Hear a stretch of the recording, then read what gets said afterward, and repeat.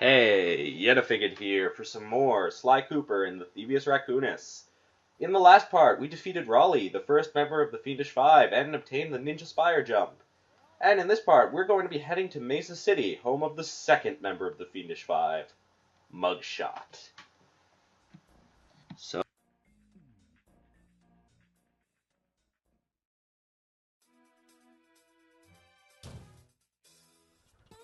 It had been a while since I'd been back in the U.S. Next up, the notorious Mugshot, ruthless muscle of the Fiendish Five. What he lacked in brains, he definitely made up for in brawn. Turns out he wasn't always that way. He grew up as the run of the litter, a neighborhood weakling. The only friends he could turn to were usually found on the big screen. It was there that he spotted his first gangster, and he knew instantly that that's what he wanted to be. He spent the rest of his youth working real hard to get there, fueled on his dreams of great power and respect. With enough perspiration, he realized that dream. He'd become a hard-boiled, street-brawling, tough-as-nails gangster, ensuring that he'd never be kicked on or pushed around again.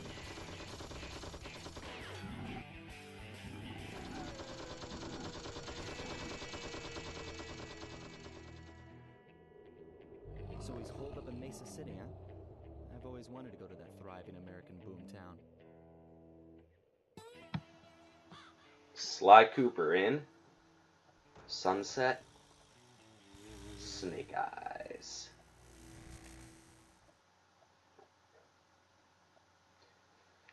So, yeah, that begins episode 2, I guess. Something I wanted to talk about during the boss fight with Raleigh. And this is our first example of a level with 40 clue bottles, I believe. Yes, alright. Something I wanted to talk about during the boss fight against Raleigh that I didn't really get to is game. Alright, do your no, I'm just going to say it's just a tutorial. You can jump on pointy objects by jumping and hitting the circle button, just like how you do everything else in this game. But what I wanted to say is that, Yeah, do me a favor and read me the instructions again. Raleigh,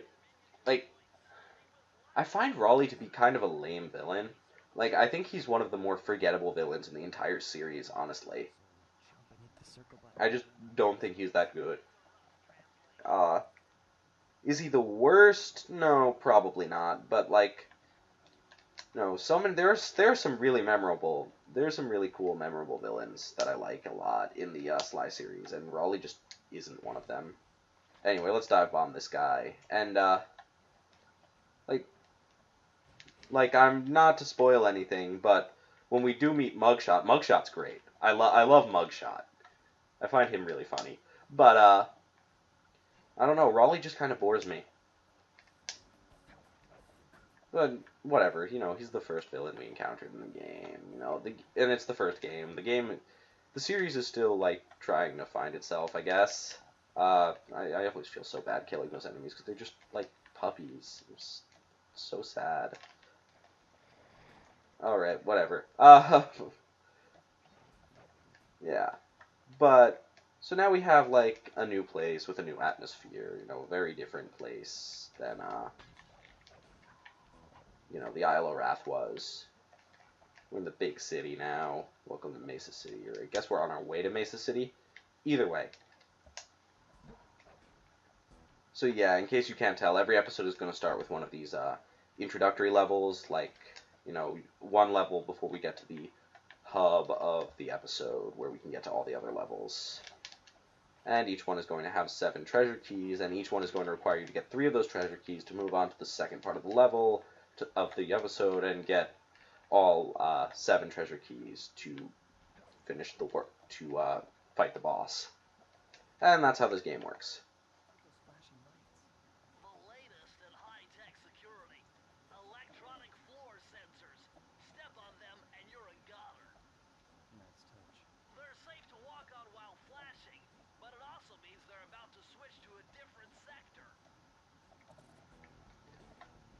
Alright, so now we have electric floor lasers.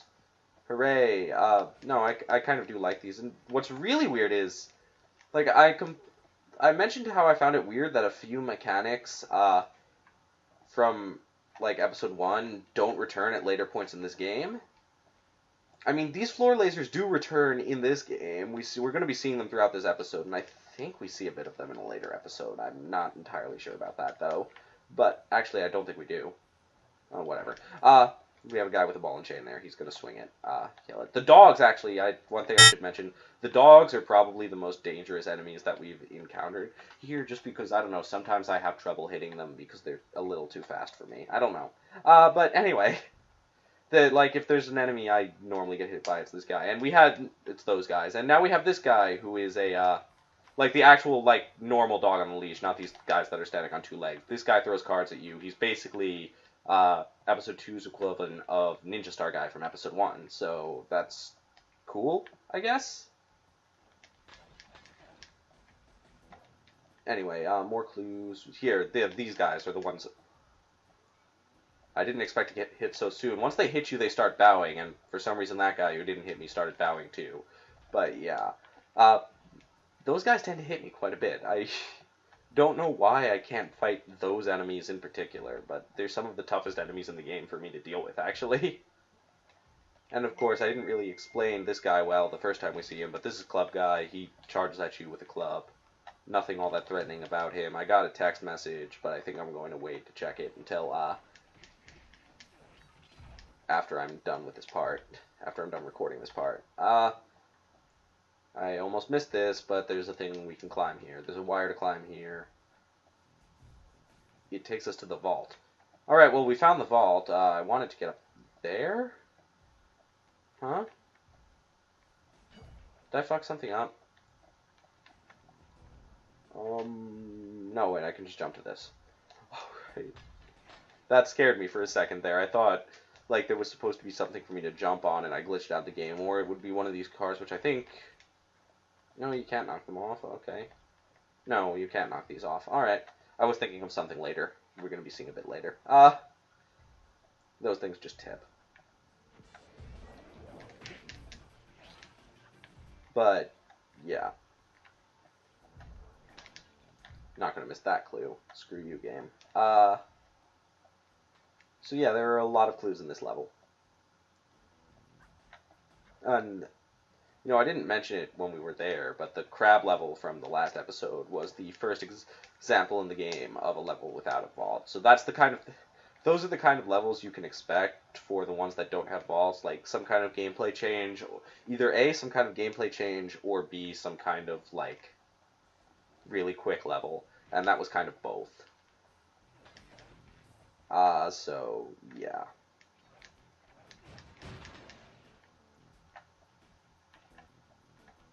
I am missing a clue, aren't I? I always do this in this level. And the blueprints, and if you're wondering, the blueprints we got in Raleigh's Hideout don't carry over to Mugshots. I got another text message.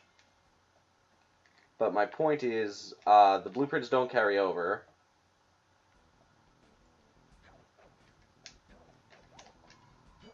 So we're not going to be able to search for that clue with our binocucom.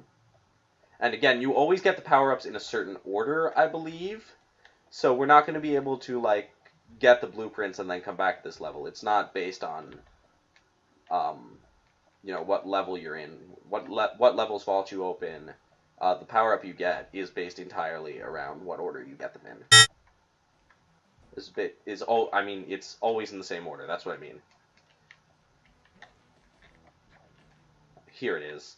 I always forget about this one. Alright. How do I get up? There we go. There, okay.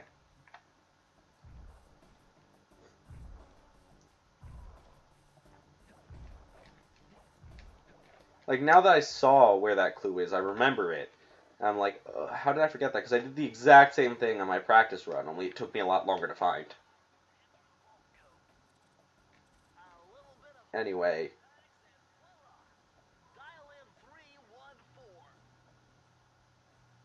314. Alright. Gotcha, game.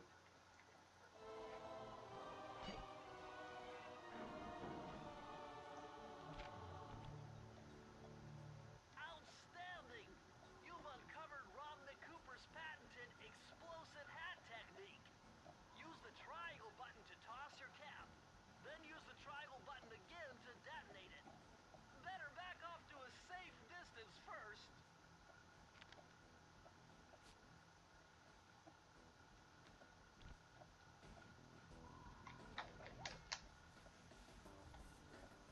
So, yep, that's the, power, oh, I should show it, right.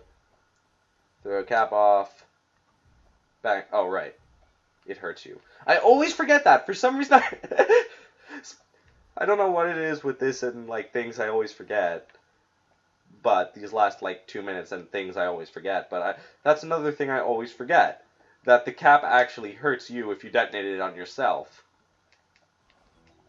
I mean, I never really use it, so it's not much of a problem. That's probably why I always forget, honestly. But I don't know, for some reason, with how it doesn't really explode so much as just pop and things, I always expect it to, not hurt me.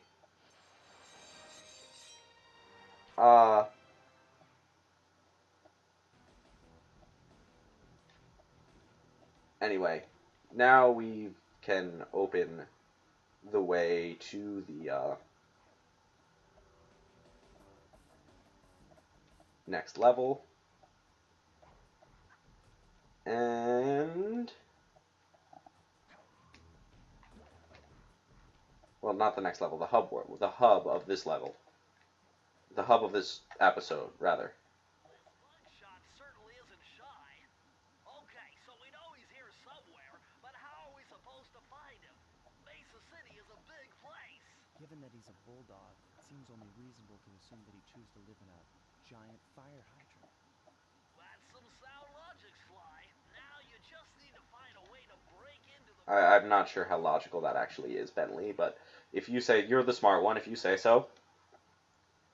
Anyway, so I know we only got one level done in this part, but I think we're gonna, end this one here, so I'll...